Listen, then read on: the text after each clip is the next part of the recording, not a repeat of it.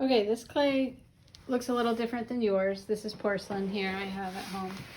And what I would recommend is having two buckets that you're working with. I would have one bucket that you have your throwing water in, and then another bucket that you can keep scraps in. So if you make a cup and it dries out too fast before you can clean up the bottom or write your name on it or add a handle, you can break it up into tiny pieces and put it in your second bucket.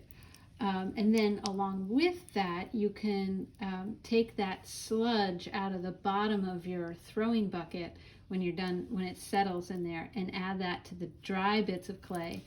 You might need to add a little bit more water depending on how many bone dry pieces you have. You want to break up any pieces you can, just as tiny as you can, and then slowly add moisture. I've got a lot of moisture down here in the bottom, and I'm slowly turning this clay. I'm bringing that sloppy stuff up to the top.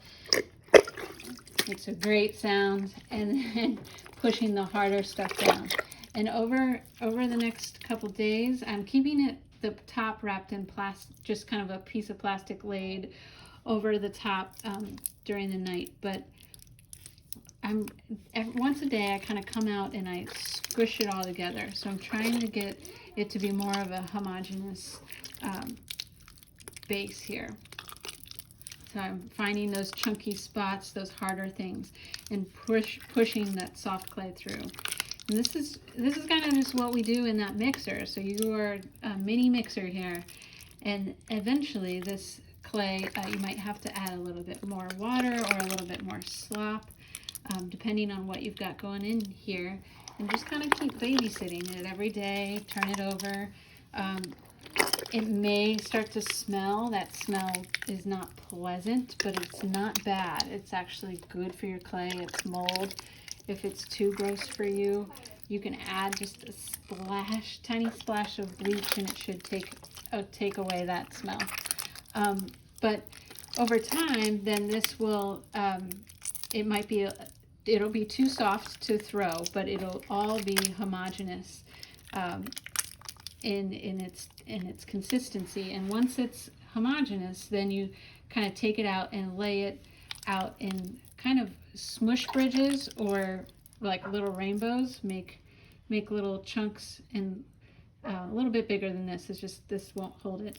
And lay it out on a unsealed cement floor, or grab a scrap of drywall you could get from Menards in the back, past the wood, but before you go out to the outside part, they have scraps of drywall. They work really great for drying out clay because it pulls that moisture out.